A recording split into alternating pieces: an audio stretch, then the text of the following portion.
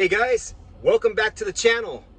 This is the House of Paul, and I'm going to give you a few tips. This is if you're actually a convict on parole. I'm going to give you guys a few tips.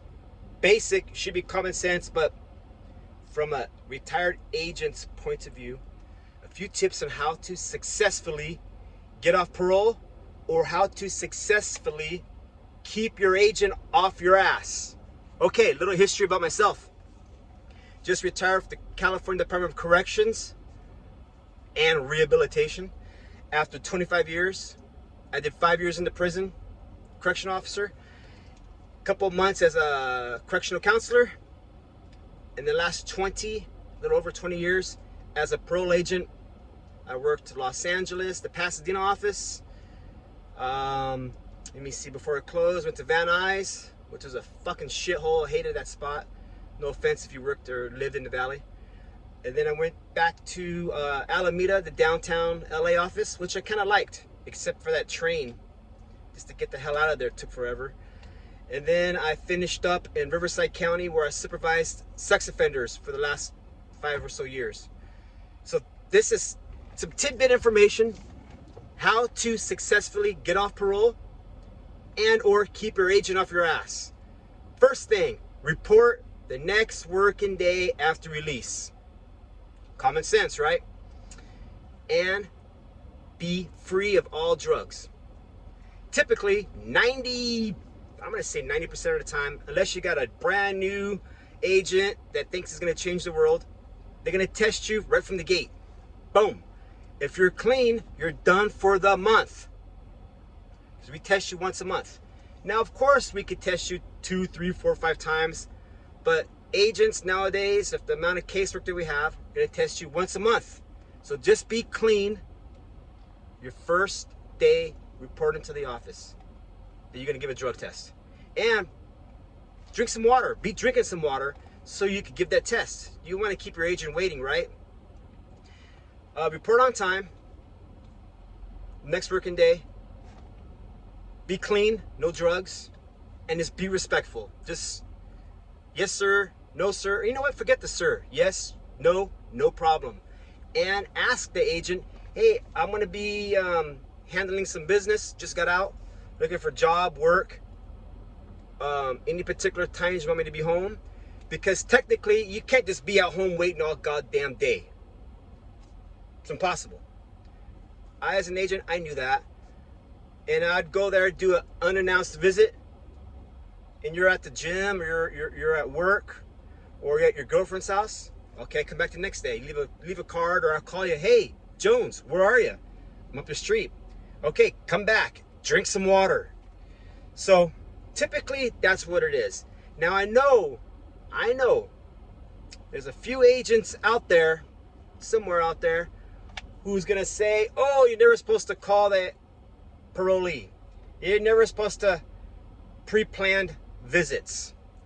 I say they're full of shit, because in theory, if I worked my whole career unannounced home visits each and every time, now this is the non-sex offenders, because sex offenders, they can look on the phone, oh, Jones is at home, boom.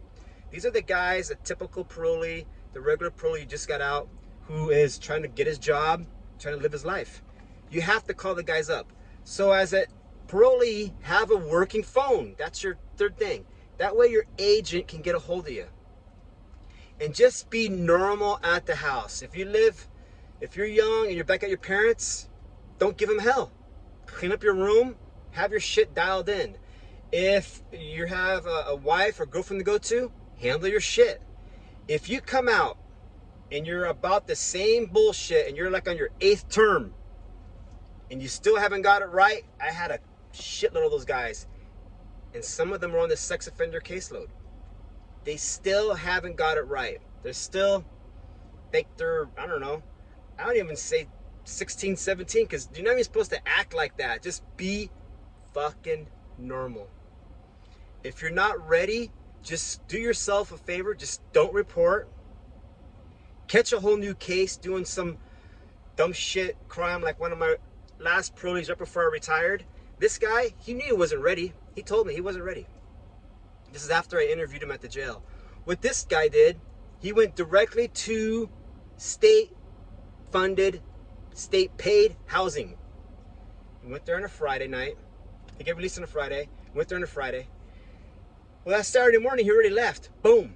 Because I got the email, hey, dude left. He left the next morning. He didn't want to bunk in the same room with some other sex offenders. Although he is a sex offender. There's different levels of sex offenders, right? Hey, I just screwed my 16-year-old niece and you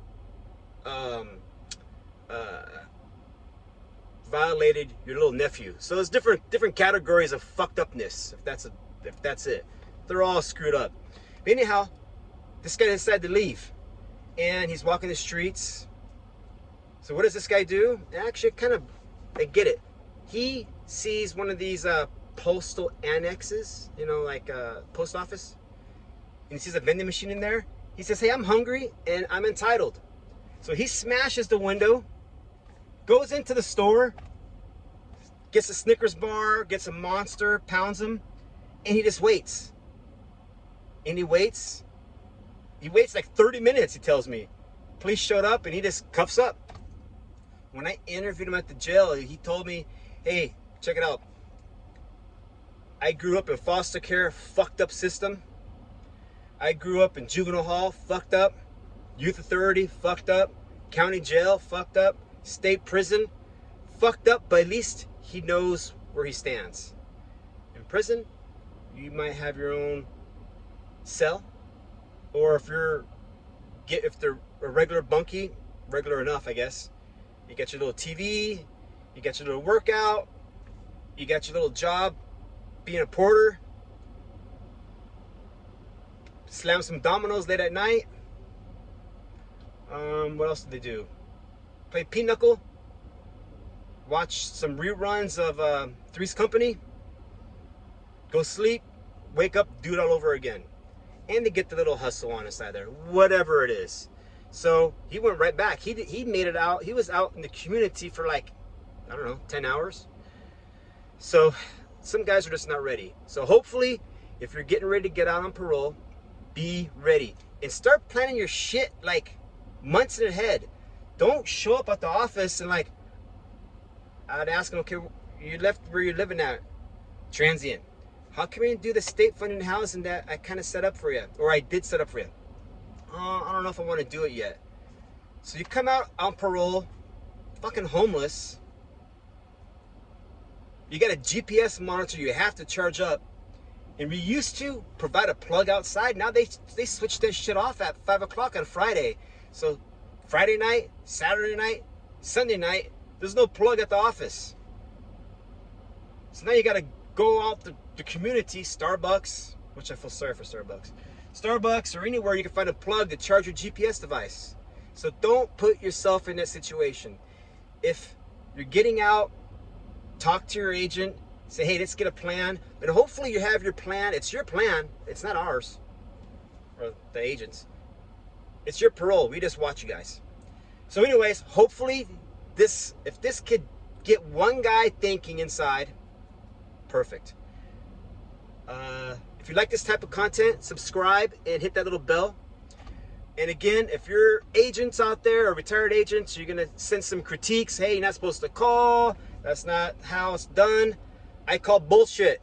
You called your parolees. You had to have called your parolees. If you did unannounced every time, you know how many times you'd be going to houses? Think about it. Alrighty, guys. Have a great day.